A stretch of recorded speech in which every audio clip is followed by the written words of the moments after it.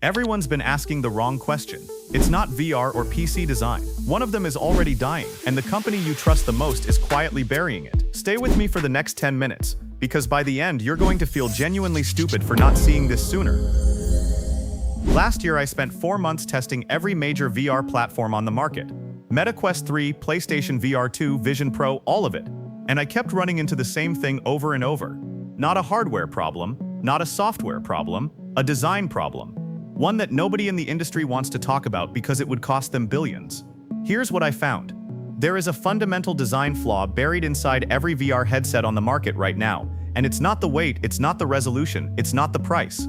It's something so obvious that once I show you, you won't be able to unsee it. But before I get there, I need to give you some context, because if I just hit you with it right now, it won't land the way it needs to. Let's go back to 2016. VR was supposed to change everything.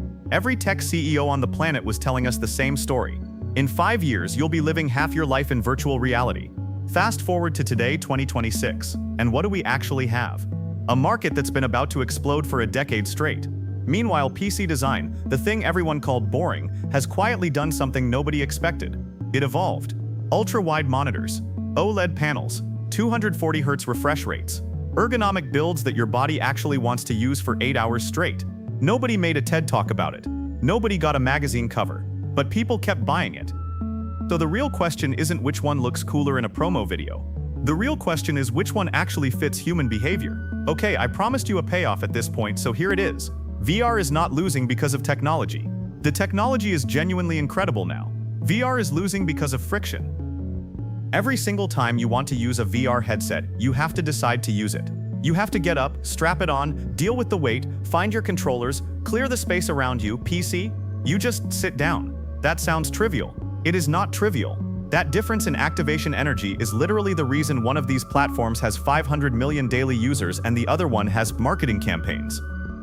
But here's the thing, and this is where it gets interesting. That friction problem, it might be solvable. And if it gets solved, everything I just said flips completely. There's a design war happening right now that none of the mainstream tech channels are covering.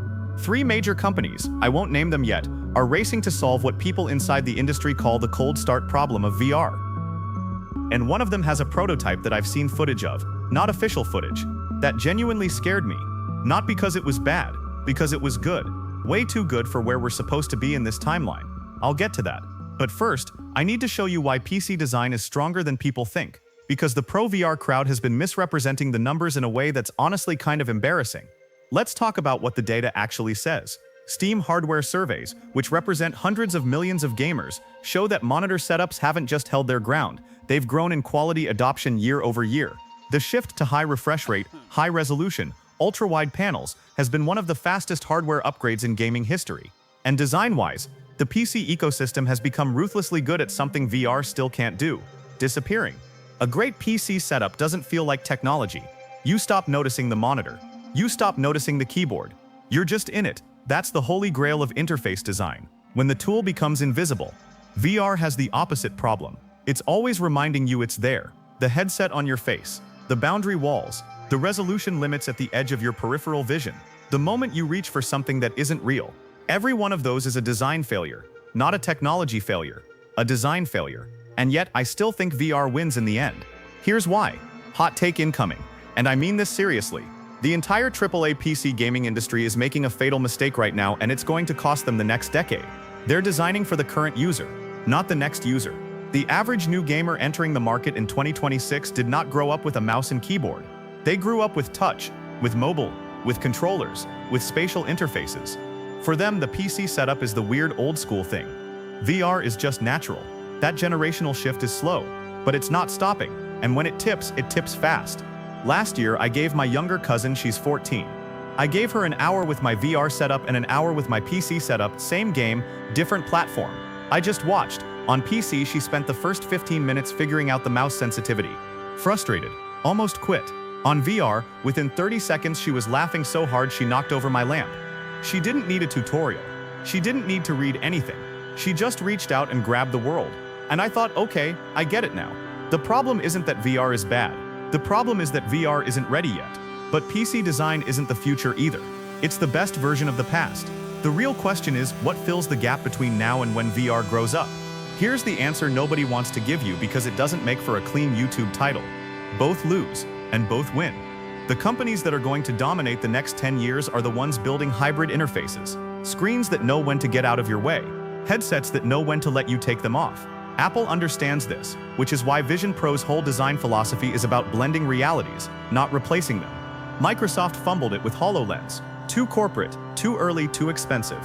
Meta is brute forcing it with volume and money and hoping the market catches up to their roadmap. But there's a smaller company, and this is the one I mentioned earlier, the one with the prototype footage, that has built something that doesn't choose a side. It's not a headset, it's not a monitor, it's a spatial layer that lives on top of your existing setup. You can use it flat, you can push it into 3D, you can go fully immersive, all in under 4 seconds, no recalibration. I can't say more than that right now because I'm still verifying the source. But if it's real, and I think it is, the VR versus PC debate ends the moment that thing ships.